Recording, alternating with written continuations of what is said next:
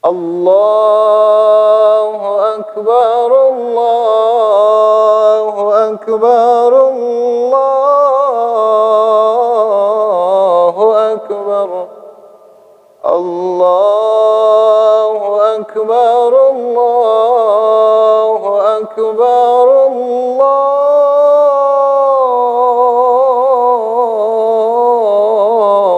Akbar. La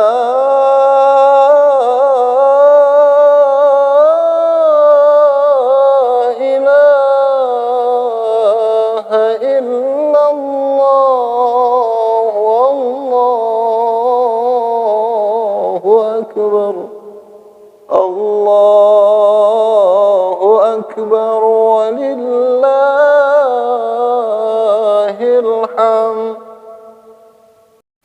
Assalamualaikum warahmatullahi wabarakatuh.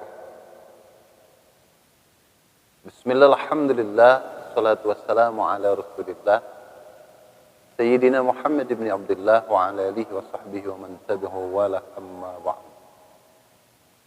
Saudara-saudaraku yang dicintai dan dirahmati oleh Allah Subhanahu wa taala, alhamdulillah kita berada dalam keadaan sehat walafiat, dan semoga saudara sekalian di sana pun berada dalam keadaan sehat walafiat.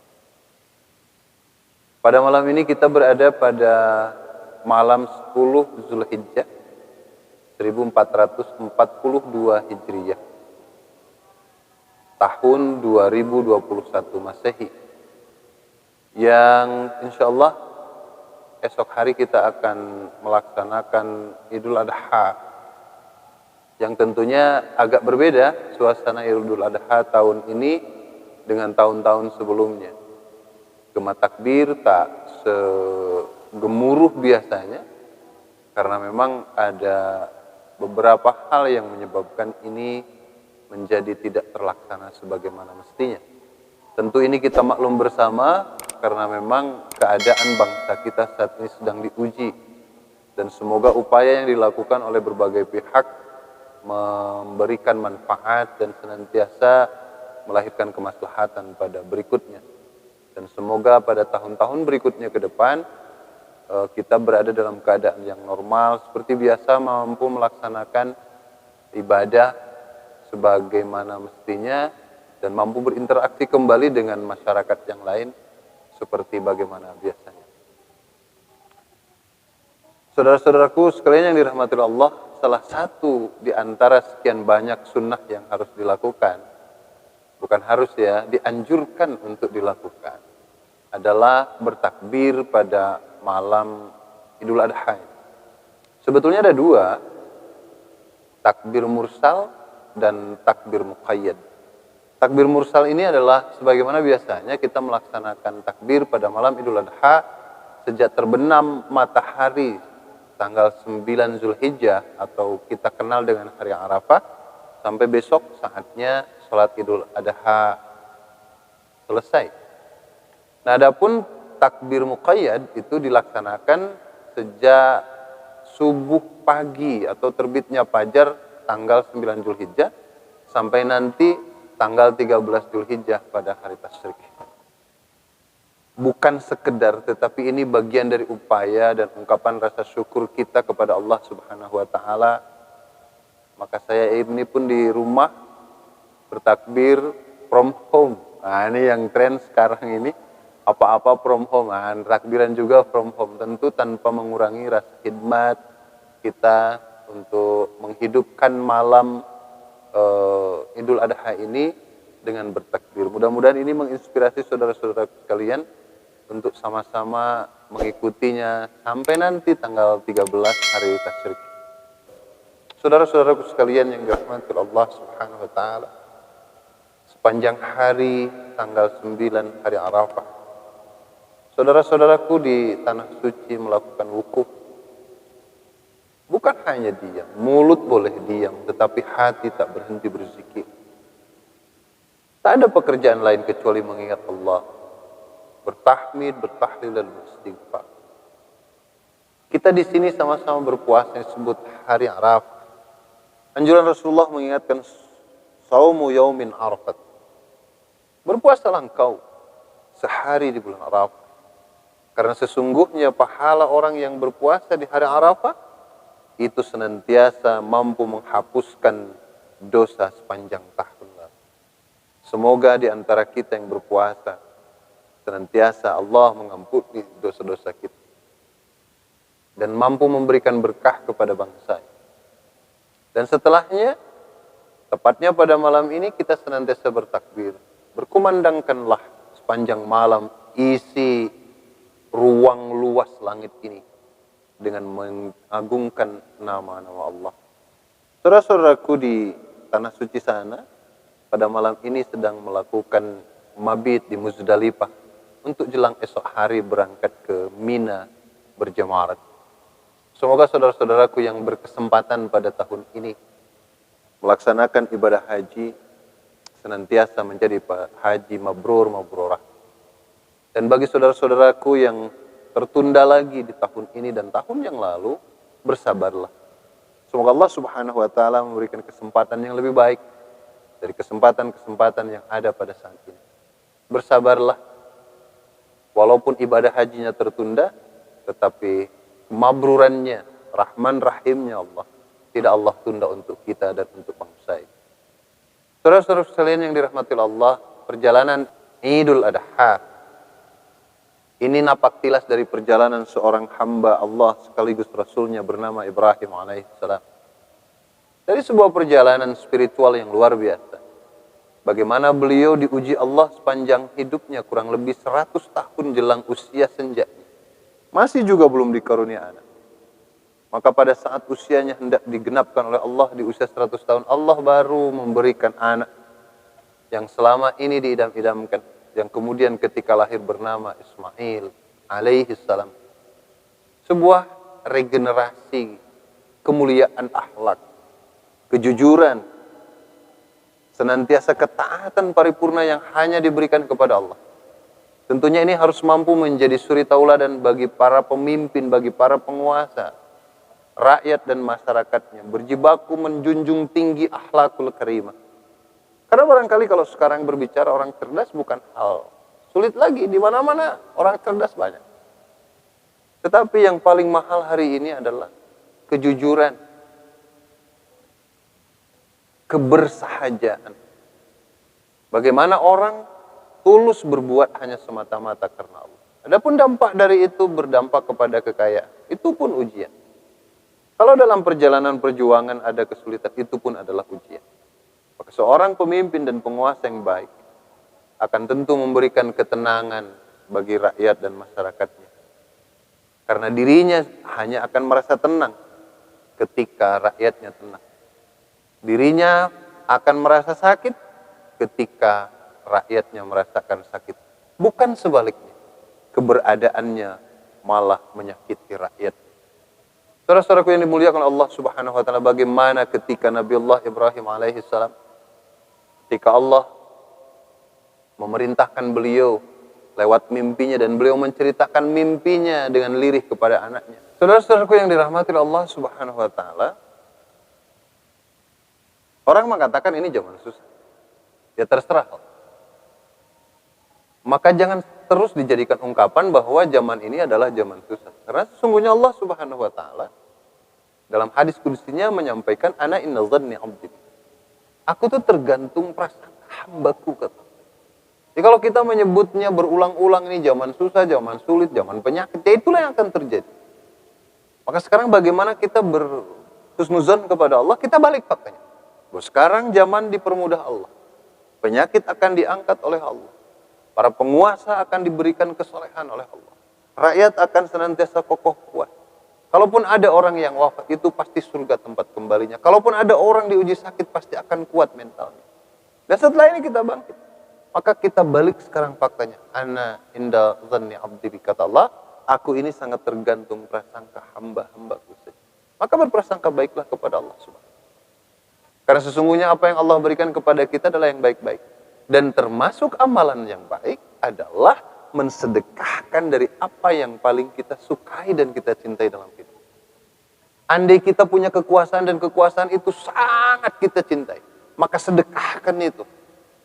untuk memberikan perlindungan kepada orang-orang yang ada di bawah kekuasaan kita, bukan menzalimi orang-orang yang ada di bawah kekuasaan kita.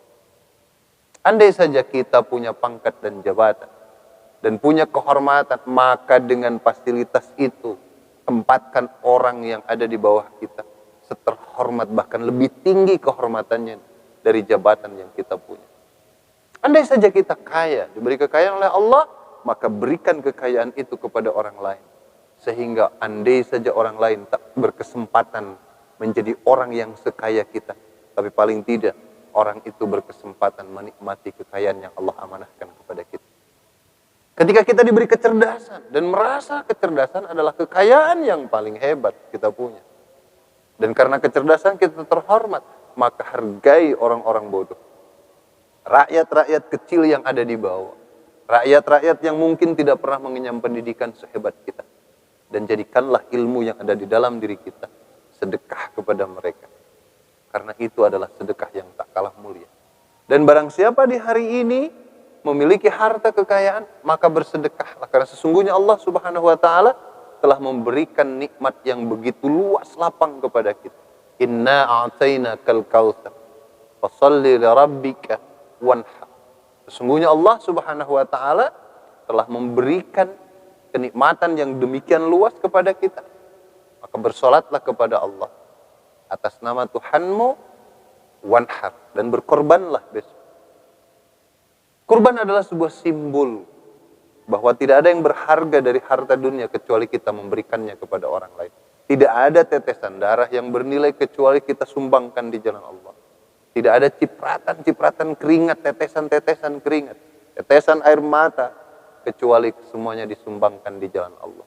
Maka barang siapa yang berharta, berkekayaan, berkurbanlah besok. Karena setiap bulu yang nempel di hewan yang dikurbankan, itu akan menjadi saksi amal kebaikan. Dan hewan yang dikurbankan pada waktunya akan dirubah oleh Allah menjadi sebuah kendaraan untuk ditungganginya menuju surganya Allah. Dan setiap darah yang dialirkan itu adalah nilai dari sebuah pengorbanan. Dan ingatlah bahwa apa yang dikurbankan kita, Allah sudah menyampaikan la yanallahu luhumuh wala dima'uha walakin yanaluhu taqwa minkum. Allah tak menilai daging dan darah yang dialirkan dari hewan yang kita kurbankan, tapi sesungguhnya Allah Subhanahu wa taala menilai ketakwaan yang ada dalam diri kita. Maka bagi para saudara-saudaraku yang sudah berkesempatan dan diberi kesempatan oleh Allah untuk berkurban, luruskan niat semata-mata karena Allah Subhanahu wa taala. Bukan ingin dipuji tetangga, bukan ingin disebut dermawan, bukan ingin disebut orang baik, tetapi sungguhnya biarkan dermawan, orang baik, orang peduli dan lain sebagainya, itu Allah yang menilainya untuk kita. Kita ingat perjuangan dan pengorbanannya Nabi Ibrahim alaihissalam yang sudah sekian lama, kurang lebih 100 tahun beliau menunggu kelahiran anaknya bernama Ismail. Tapi apa yang Allah ujikan kepada beliau, saudara-saudaraku yang dirahmati dan dicintai oleh Allah Subhanahu wa taala. Beliau sampaikan ketika beliau berhadap dengan anak yang sangat dicintainya. Penuh lirih beliau sampaikan, ya bunayya inni ara fil manami anni ba'adbahuka. Wahai anakku tercinta, ayahandamu tadi malam bermimpi bahwa ayahandamu telah memotong lehermu. Bayangkan anak yang paling dirindukan sepanjang hidup. Dan ketika usianya sudah sampai di usia yang menyenangkan, anak yang enak dipandang, teman bergaul, teman bicara, teman beribadah, teman berusaha. Tapi tiba-tiba Allah Subhanahu wa taala memintanya untuk menyembelih. Dan beliau sampaikan kepada putra tercintanya, "Anni azbahuka." Aku memotongmu di mimpiku itu. Dengan penuh bijak Ibrahim alaihissalam menyampaikan, "Fangzur madza tara." Wahai anakku, kau pikirkan baik-baik mimpi ayahmu. Subhanallah. Apa yang terjadi? Mungkin kalau kita mah anaknya nolak habis-habisan. Yang harus dipotong mah bapak yang udah tua, bukan aku yang masih muda. Tapi tidak. Dengan Nabi Ismail alaihissalam, ya abati fa'al ma tu'mar, satajiduni insyaallahu minas sabirin. Wahai ayahandaku, lakukan apa yang diperintahkan atasmu, satajiduni insyaallahu minas sabirin. Nanti pada waktunya engkau akan menemukan Aku ini termasuk orang-orang yang sabar. Wahai para mudhahi, wahai para pekorban. Mungkin ketika seorang suami mau berkorban, istrinya mengatakan, aduh ya, jangan dulu lah, aduh pak, jangan dulu lah, aduh mas, jangan dulu lah. Kita kan masih banyak kebutuhan. Anak SPP belum lunas, listrik belum kebayar. Mungkin godaannya macam itu. Istri mau berkorban, suami ngingetin, jangan dulu, kita ini zaman susah, zaman sulit. Jangankan mikirin orang, hidup kita aja susah. Bagaimana ini ceritanya? Nah, ketika ujian bisikan-bisikan seperti itu ada, luruskan niat semata Allah. Pinjam sebentar, sedekahkan hari ini, besok Allah ganti. Satajiduni insyaallah minas sabirin. Wahai para mudhahi, wahai para agniya, pada waktunya engkau akan menemui dirimu di hadapan Allah sebagai orang-orang yang sabar. Ketika keduanya, falamma aslama wa tallahu lil jabin. Ketika keduanya sudah berpasrah kepada Allah dan pedang sudah di pelipisnya Nabi Ismail alaihissalam, hanya tinggal narik saja. Itu bergeser, selesai itu. Putus yang namanya lehernya Ismail alaihissalam. Tapi dalam hitungan detik Allah subhanahu wa ta'ala mengutus Jibril alaihissalam dan beliau memanggilnya Ibrahim, wa nadainahu ayya Ibrahim qad saddaqta ar-ru'ya inna kadzalika nazil muhsinin. Wahai Ibrahim, kata Jibril, sesungguhnya kamu telah membenarkan mimpimu itu. Sesungguhnya demikianlah kami memberi balasan kepada orang-orang yang berbuat baik. Percayalah saudara-saudara yang dirahmati Allah, hewan yang besok dikurban, pinjam sebentar. Semoga Allah subhanahu wa ta'ala mempercepat balasannya. Seperti Allah cepatnya membalas ketulus ikhlasan, kepasrahan kedua hamba Allah mulia bernama Ibrahim alaihissalam dan putra tercintanya Ismail alaihissalam. Saudara-saudaraku yang dicintai dan dirahmati Allah, saya percaya semua sudah disiapkan keikhlasannya. Hati sudah dibersihkan dari keinginan rianya.